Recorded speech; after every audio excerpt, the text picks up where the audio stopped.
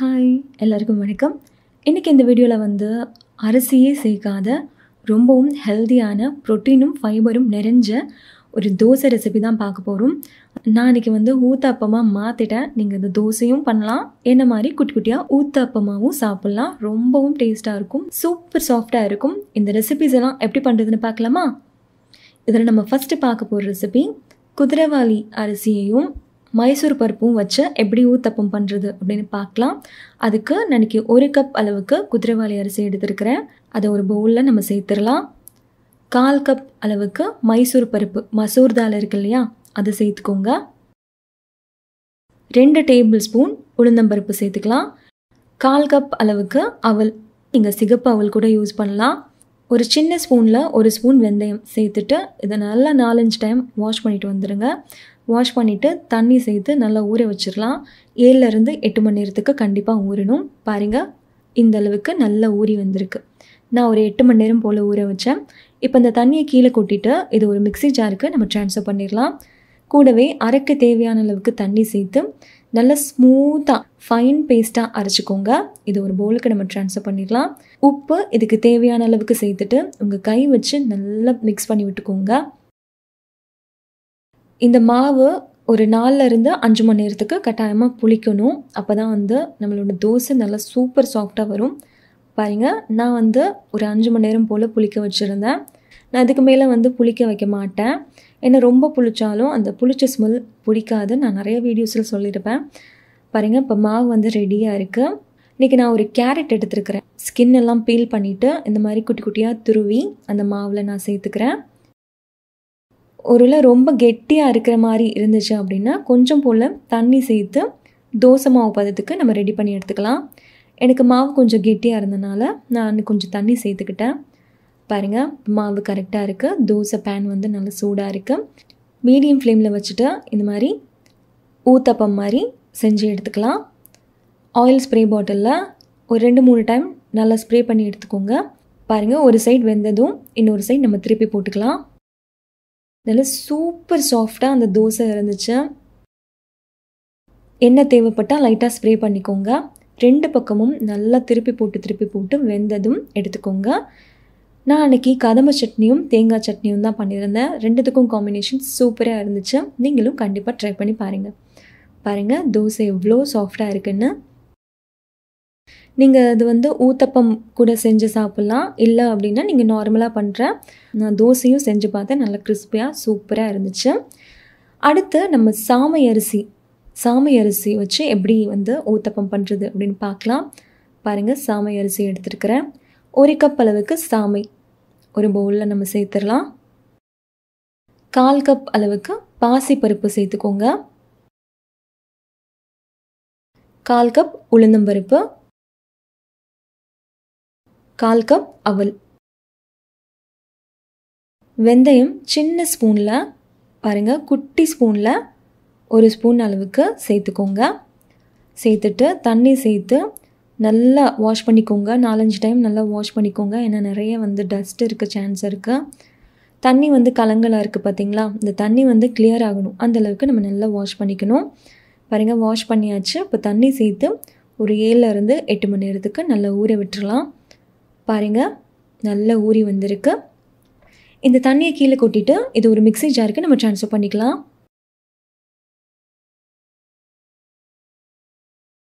கூடவே அரைக்க தேவையான அளவுக்கு தண்ணி சேர்த்து நல்லா ஃபைன் பேஸ்ட்டாக அரைச்சி எடுத்துக்கோங்க. நல்லா ஸ்மூத்தாக அரைக்கணும். பாருங்கள், இந்த அளவுக்கு நல்லா ஸ்மூத்தாக இருக்கணும். இப்போ இதுக்கு தேவையான அளவுக்கு உப்பு சேர்த்து உங்கள் கை வச்சு நல்லா மிக்ஸ் பண்ணி விடுங்க. இந்த மாவு வந்து எனக்கு 4 மணி நேரத்துலேயே இந்த மாவு புளிச்சிருச்சு. நான் வந்து அதிகமாக வந்து புளிக்க வைக்க மாட்டேன். ஏன்னா அந்த புளிச்ச ஸ்மெல் எனக்கும் எங்கள் வீட்டில் இருக்கிறவங்களுக்கும் பிடிக்காது. அது ஒரு மாதிரி நெஞ்சு எரியிற மாதிரியே இருக்கும். ஸோ ஓவராக வந்து நான் மாவு புளிக்க வைக்க மாட்டேன். எனக்கு 4லேருந்து 5 மணி நேரத்துக்குள்ளேயே புளிச்சு வந்துடும். அதுக்கப்புறம் நான் வந்து ரெடி பண்ண ஸ்டார்ட் பண்ணிடுவேன். பாருங்கள், மாவு இந்த மாதிரி புளிச்சு வந்ததுக்கப்புறமா நம்ம தோசை ரெடி பண்ணிடலாம். இப்போ பேன் வந்து சூடாக இருக்குது. நம்ம ஊத்தப்பம் பண்ணி எடுத்துடலாம். எண்ணெய் தேவைப்பட்டால் லைட்டாக ஸ்ப்ரே பண்ணிக்கோங்க. லோ ஃப்ளேம்லேயும் மீடியம் ஃப்ளேம்லேயும் வச்சு பொறுமையாக குக் பண்ணி எடுங்க. பாருங்கள் 2 பக்கமும் நல்லா இந்த மாதிரி குக் ஆனதுக்கப்புறமா நம்ம எடுத்துடலாம். நம்மளோட சூப்பர் சாஃப்டான சாமை அரிசியில் பண்ண ஊத்தப்பம் ரொம்ப அருமையாக ரெடி ஆயிடுச்சு. இது கூடவே வந்து நான் தக்காளி சட்னி தான் பண்ணியிருந்தேன். பாருங்கள் எவ்வளோ சாஃப்டாக இருக்குன்னு. அடுத்து நம்ம பார்க்க போகிற ரெசிபி திணை அரிசியை வச்சு எப்படி ஊத்தப்பம் பண்ணுறது அப்படின்னு தான் பார்க்க போகிறோம். பாருங்கள் நான் திணை அரிசி எடுத்துருக்கிறேன். இருக்கிற மில்லட்லேயே வந்து திணை அரிசியில் தான் அதிகப்படியான ஃபைபரும் ப்ரோட்டீனும் உங்களுக்கு இருக்குது.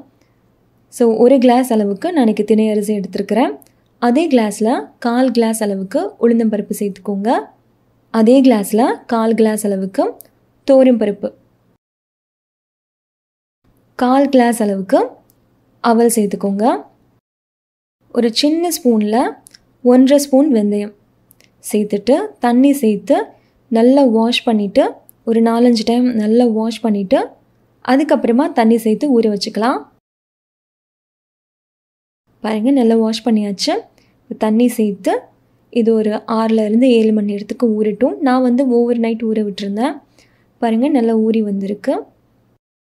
இப்போ இந்த தண்ணியை நம்ம ஃபில்டர் பண்ணிவிட்டு இதை ஒரு மிக்ஸி ஜாருக்கு நம்ம ட்ரான்ஸ்ஃபர் பண்ணிடலாம்.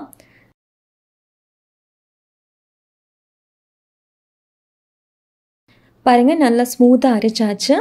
இப்போ இது ஒரு பவுலுக்கு நம்ம ட்ரான்ஸ்ஃபர் பண்ணிடலாம். நம்ம அரைக்கிற மாவு எல்லாமே நல்லா இந்த மாதிரி ஸ்மூத்தாக அரைக்கணும்.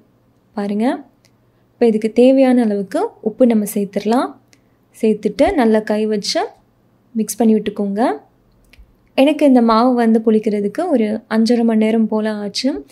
எனக்கு யூஸ்வலாக வந்து 4 மணி நேரத்துலேயே புளிச்சிரும். பட் அன்னைக்கு கொஞ்சம் கிளைமேட் ரொம்ப மந்தமாக இருந்தனால ஒரு 5.5 மணி நேரம் போல் ஆச்சு எனக்கு மாவு புளிக்கிறதுக்கு. பாருங்கள் மாவோட கன்சிஸ்டன்சி இந்த அளவுக்கு இருக்கணும். நம்ம ரெகுலராக தோசை பண்ணுவோம் இல்லையா, அதே மாதிரி தான் தோசை பேனில் நம்ம மாவு சேர்த்துடலாம்.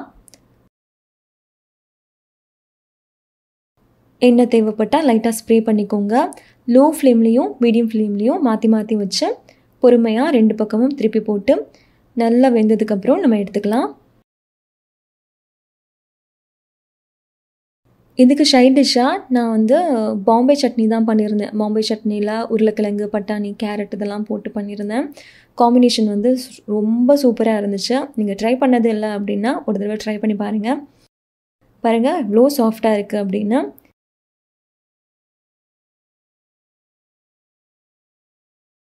அடுத்து நம்ம பார்க்க போகிற ரெசிபி வரகு அரிசியில் எப்படி ஊத்தப்பம் பண்ணுறது அப்படின்னு தான் பார்க்க போகிறோம். இதுக்கு 1 கிளாஸ் அளவுக்கு நான் இன்றைக்கி வரகு எடுத்துருக்கிறேன். அதை ஒரு பவுலுக்கு நம்ம சேர்த்துடலாம். 1/4 கிளாஸ் அளவுக்கு உளுந்தம்பருப்பு சேர்த்துக்கோங்க. 1/4 கிளாஸ் அளவுக்கு அவல் சேர்க்குறதுனால நம்மளோட தோசை வந்து சாஃப்டாக வரும். அதனால தான் நம்ம சேர்க்குறோம். கூடவே ஒரு சின்ன ஸ்பூனில் 1 ஸ்பூன் வெந்தயம் சேர்த்துட்டு தண்ணி சேர்த்து நல்லா வாஷ் பண்ணதுக்கப்புறமா தண்ணி சேர்த்து ஊற வச்சுக்கலாம். இது ஒரு 6லேருந்து 7 மணி நேரத்துக்கு ஊறட்டும். நான் ஓவர் நைட் ஊற விட்டுருந்தேன். நல்லாவே ஊறி வந்திருக்கு. இப்போ இதை ஒரு மிக்ஸி ஜாருக்கு ட்ரான்ஸ்ஃபர் பண்ணி உப்பு வந்து நீங்கள் இப்போயும் சேர்த்துக்கலாம், இல்லை அரைச்சதுக்கப்புறமாவும் சேர்த்துக்கலாம். கொஞ்சம் போல் கல் உப்பு சேர்த்து அரைக்க தேவையான அளவுக்கு தண்ணி சேர்த்து நல்லா ஸ்மூத்தாக அரைச்சி எடுத்துக்கிட்டேன். இது ஒரு பவுலுக்கு நம்ம மாற்றிடலாம். லிட் போட்டு க்ளோஸ் பண்ணி வச்சிடலாம். இது வந்து நல்லா புளிக்கட்டும். இந்த மாவு புளிக்கிறதுக்கு எனக்கு ஒரு 5.5 மணி நேரம் போல் ஆச்சு. பாருங்கள் லைட்டாக புளிச்சு வந்திருக்கு. இது கூடவே வந்து 2 மீடியம் சைஸ் கேரட்டை இந்த மாதிரி ஸ்கின்னெல்லாம் பீல் பண்ணிவிட்டு அதை துருவி இதில் இந்த மாவில் சேர்த்துக்கலாம். நீங்கள் உங்களுக்கு பிடிக்கும் அப்படின்னா வெங்காயம், தக்காளி, முட்டைக்கோஸ் இது கூட வந்து ரொம்ப குட்டி குட்டியாக கட் பண்ணியும் துருவியும் நீங்கள் சேர்த்துக்கலாம். இது கூடவே வந்து கொஞ்சம் போல் மஞ்சள் தூள் சேர்த்து மாவு ரொம்ப கெட்டியாக இருந்த மாதிரி இருந்துச்சு. அதனால நான் கொஞ்சமாக தண்ணி சேர்த்து தோசை மாவு பதத்துக்கு ரெடி பண்ணிட்டேன். இப்போ தோசை பேன் வந்து சூடாக இருக்குது. ஊத்தப்பம் போட்டு எடுத்துக்கலாம். எண்ணெய் தேவைப்பட்டால் லைட்டாக ஸ்ப்ரே பண்ணிக்கோங்க.